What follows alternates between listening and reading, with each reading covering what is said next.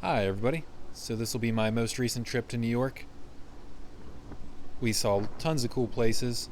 This was Fort Tilden in Brooklyn. You can see the main city over there in the distance. Yeah, it's crazy. There's just kind of really natural areas like this while still being a part of Brooklyn. But first stop from the airport was this fish store. We didn't see anything too terribly crazy, but they did have these amazing peacock gudgeons. I love these guys for nano fish. They're one of my favorite. Unbelievable color. As we were walking down the street from here, we actually saw, I guess, a slaughterhouse. All these animals were for sale for food. It's crazy to see this in the city, especially with how cramped they were keeping all the animals. They actually said they had lambs downstairs, which I was trying not to make it obvious I was filming, and then we just headed out. We just poked our heads in the door, and they said, "Oh, you can come in." So, I'm not vegan, but it was sad to see them all packed in here like this alive in these tiny little cages. Then, leaving there, we walked through a park and saw this little groundhog hanging out in a storm drain. Cute little guy, much happier than the other animals we saw. Then, the next day, we headed down to the beach. And we actually saw lots of shipwrecks, 2 or 3. Just small boats like this that were all washed up. But this one was really interesting to see because it was like right at the, I guess, the high tide mark, or pretty close to it anyway.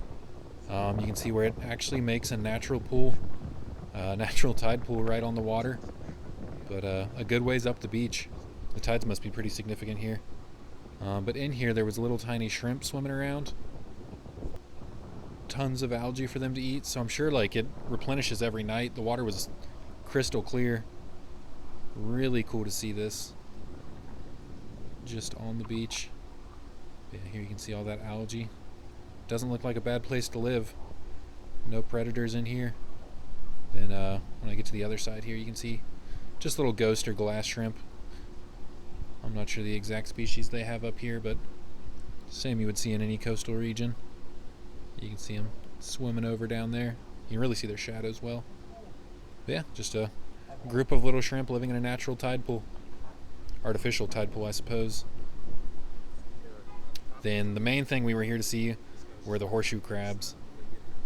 Such cool animals. This one, I mean, he looks ancient. It's covered in dense barnacles or some type of mollusk. You can see there where it's cut away, where you can see how much is encrusted onto him. Yeah, I found him on his back. He had no chance of flipping himself over. He weighs so much on the back. So let's get him in the water.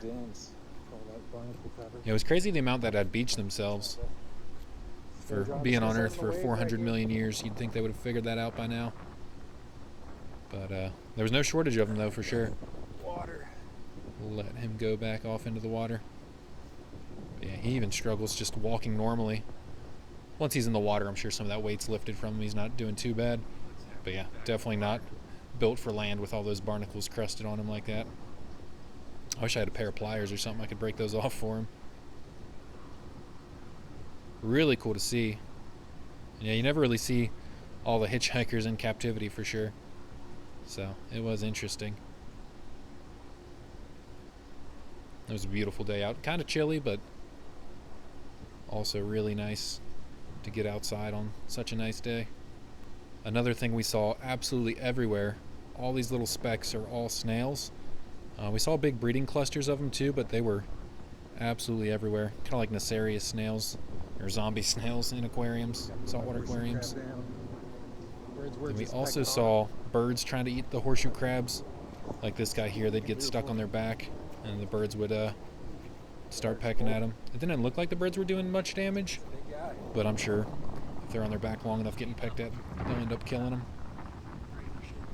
This one here is a big female. You can tell the females have like regular pincer claws up top here, and then the males have like little boxer claws that'll attach to the female. I'll show that later in the video.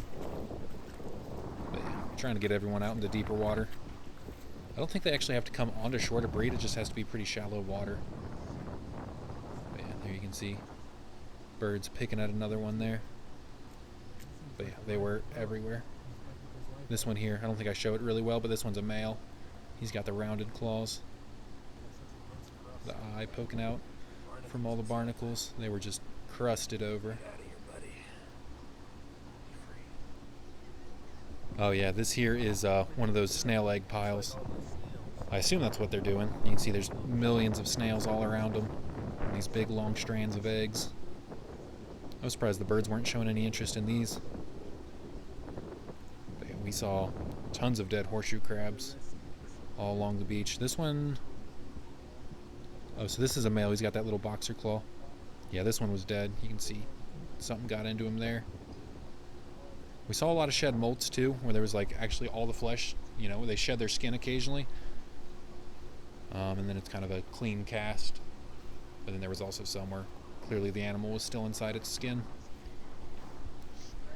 And this here is a striped bass that had washed up. The birds were cleaning him up. And here is some more horseshoe crabs scurrying around. They were so cool to see. This here is actually a breeding pair. So the males will actually hang on to the females. They usually breed around the time of full moon. But the males will hang on for, seems like days or weeks prior to that. Just waiting for that full moon where they can actually breed. This one here actually didn't have a tail, so we found him in the water like this. But he had no chance of flipping himself over without a tail. On land, they can't really flip themselves over too well. In the water with their tail, they're usually fine, as long as they have their tail. But yeah, this guy scurried off excitedly after I flipped him.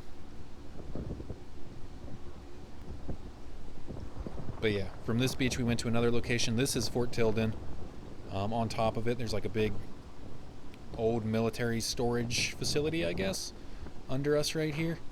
But it was a great view of the ocean and the city in the background. Such a really weirdly unique place for being technically in Brooklyn, New York. But this whole island's basically like a wildlife preserve area. And we walked down the beach from here and actually found a little dead seahorse washed up. Pretty cool to see. I'd love to find a live one. I've never seen a live seahorse or pipefish in the wild, so it's definitely high on my list, but cool to find a dried out one too. Then this here is some of that fort. It's like a kind of like a little military bunker type thing where you can look out at the ocean. Cool to see all this stuff just around New York. But then the next day we went to the Natural History Museum, and it was cool. They had a few cool displays. These are diaphanized fish, where they actually like bleach the meat of the fish and then stain the bones different colors, the bones and cartilage. Then this is always my favorite display here. I love this big family tree of fish. It really helps understand evolution when you can see it all laid out like this. You know, first you start with the jawless lamprey. Pretty early on, the cartilaginous fish branched off. Then as you go up, you can see the polypterus were the first bony fish.